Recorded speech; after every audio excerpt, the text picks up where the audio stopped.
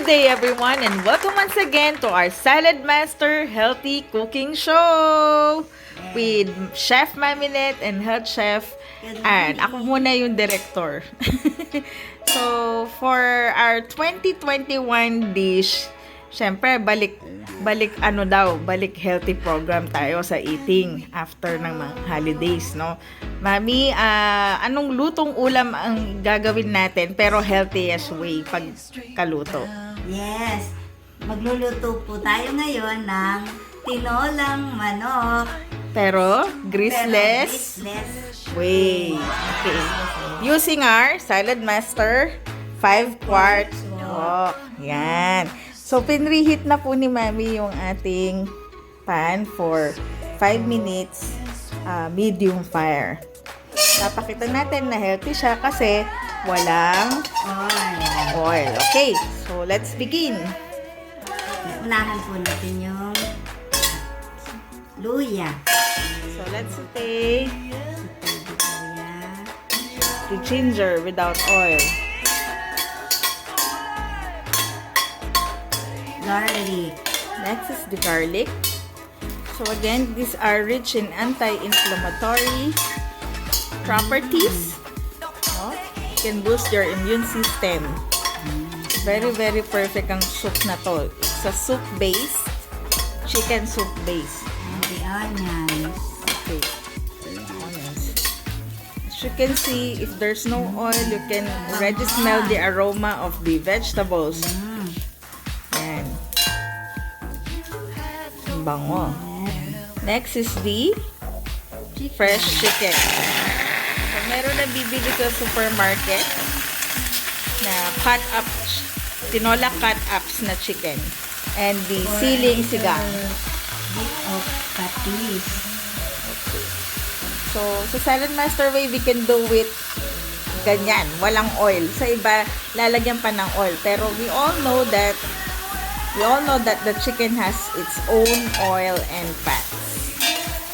Ang nakaka-amaze sa Saladmaster, i-release niya pa po yung fats and oil.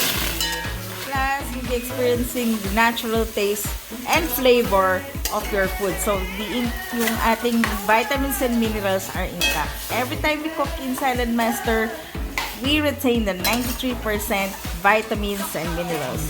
Your food becomes your medicine. Yun, no? Yummy! Para ma-release yung fat. Okay, para ma-release ang fat, pakukuluin muna natin. So, let it simmer. Let it simmer for 3 to 5 minutes. 3 to 5 minutes, medium. 5 minutes, open na po natin yung ating tinola. So, ilalagay na po natin yan yung papaya. Ayan. Nag-oily na po ng konti. Pwede na po natin ilagay itong papaya. So, doon sa mga may cholesterol issues na binabawalan na gumamit ng oil, perfect po pala ang Saladmaster. Mama. Okay, so if you had heart disease issues, cholesterol issues, do you know that you can even, fry chicken pala, yung fried chicken without salt kung may blood pressure issues, pero ang lasa ng manok pag niluto dito, kahit wala ko silang mga condiments, malasa sila. Kasi it has a natural salt. Pero syempre, in this case, we putted fish sauce. Okay, now, what's next? Maglagay po tayo ng tubig, mga 3 Cups to of 4 water. cups of water.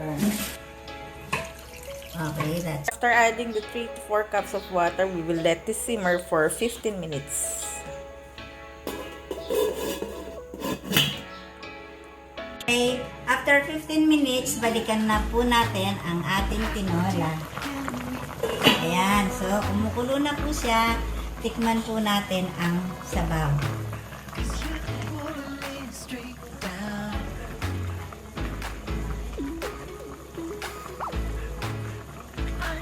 Wow! How does it taste?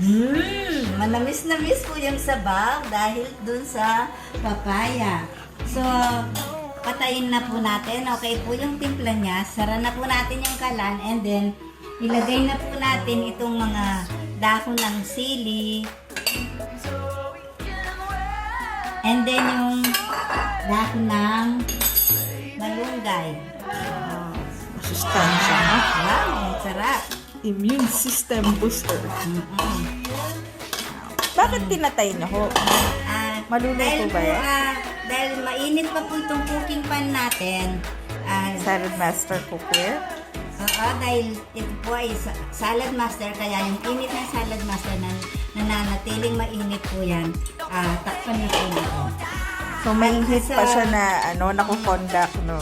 Yung init po ng wok natin, maluluto na po itong gulay natin dahil malambot naman po siya. Tapos na po, ma? Okay, tapos na po niya. Nakatipid pala tayong LPG din, no? Oo, talagang matipid yan sa LPG. Save time, save your money sa LPG and cooking oil, and save your health. So later, pakita namin yung finished product sa pizza. Mine is just mixing everything up. Yung init po ng sabaw sa ating 5/4 wok. Siyang kusa magluluto ng daon. Anyway, mabilis lang naman po maluto. That's our finished product. Greaseless Tinola Saladmaster. Thank you very much for watching our cooking show. Please don't forget to put a like and subscribe to our YouTube channel, Amazing Lutuan. This is our finished product, Greaseless Chicken Tinola Soup. Please don't forget to like also yung page na and follow the page Saladmaster Lover by Anne Banit. And please do comment below kung ano yung gusto po nilang iluto namin. Pwede rin naman. Thank you very much, everyone. Enjoy eating. Happy, healthy cooking. Bye, everyone!